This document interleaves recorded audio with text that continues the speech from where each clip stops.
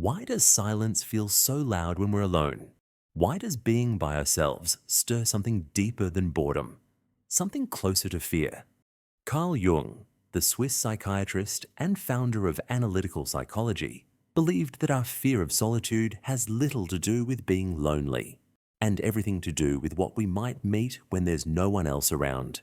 This is what he discovered. In modern life, we are constantly connected, digitally, socially, emotionally. But the moment we're disconnected, an unease creeps in. Not just because we want company, but because we fear what we might discover in the silence. Jung believed that the fear of being alone is, at its core, the fear of facing the self. Not the curated version of ourselves that we show the world, but the raw, unfiltered truth hiding beneath our persona. We live in a world that's noisier than ever, full of notifications, endless scrolling, and digital voices that never sleep. We're connected to everything and everyone, all the time. But strangely, we've never felt more disconnected from ourselves. The moment the screen goes dark, when the room goes quiet, something stirs. At first, it feels like restlessness. You reach for your phone, open an app, then another, but nothing satisfies. Then the unease deepens. It's as if you're being watched, but by something inside you. A presence, a feeling, a memory. Jung would argue, this isn't loneliness. This is your unconscious knocking, and you've been ignoring it for years.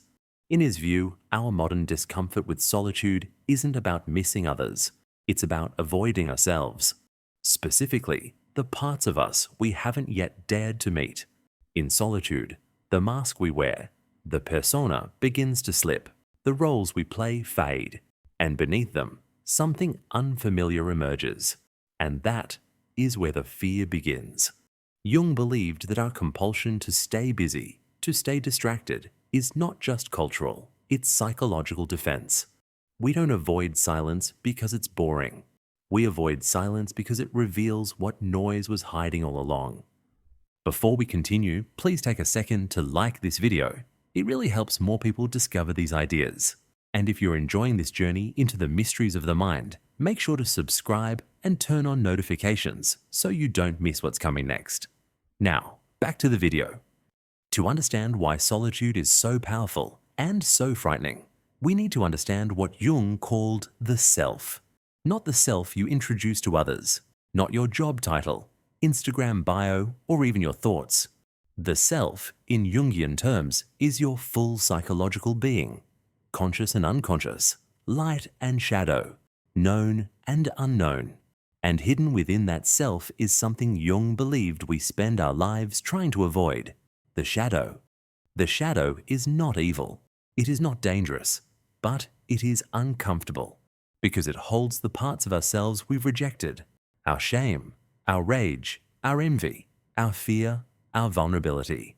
As children, we're taught what's acceptable. Don't cry, don't yell, don't want too much. Over time, we bury those natural impulses deep inside. We disown them, but they don't disappear. They wait, and when we're alone, truly alone, they begin to rise. Jung saw this confrontation not as a crisis, but as an opportunity, a sign that the psyche is ready to evolve.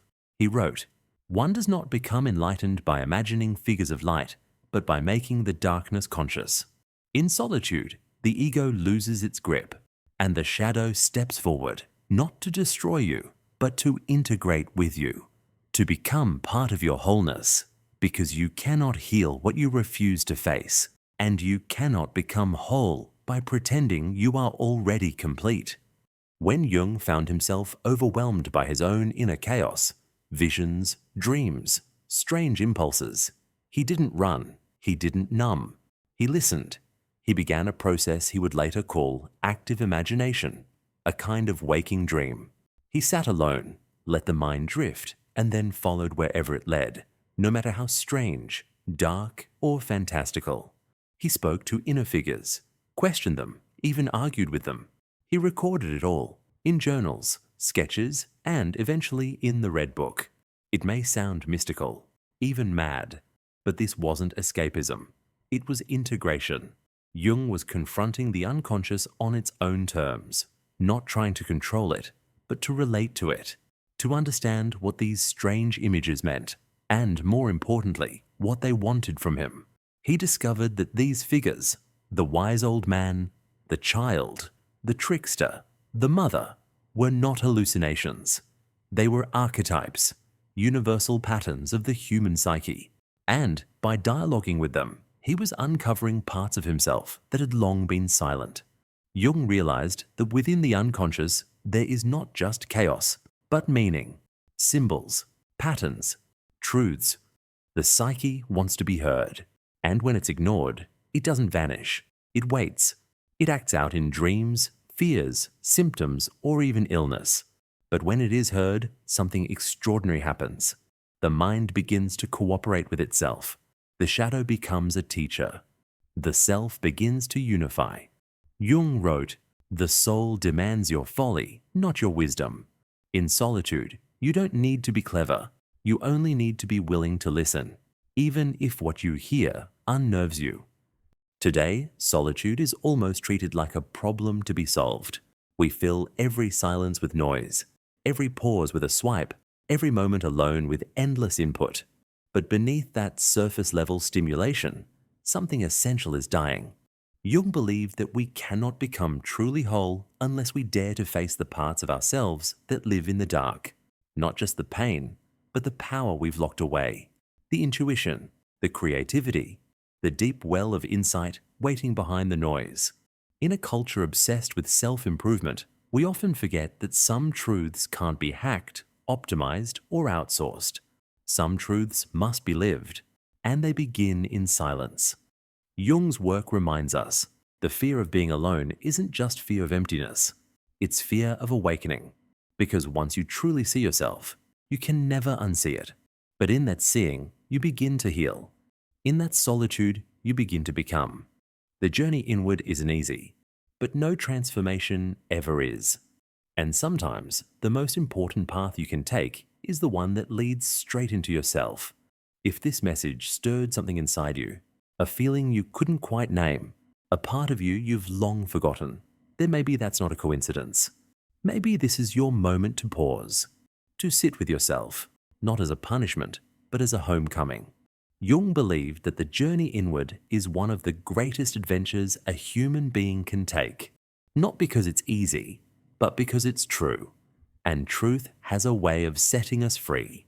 Here we explore those quiet truths through philosophy, psychology, and the strange, beautiful questions we don't often ask. So if you're someone who longs for deeper meaning in a loud, distracted world, you've found a space that honors that.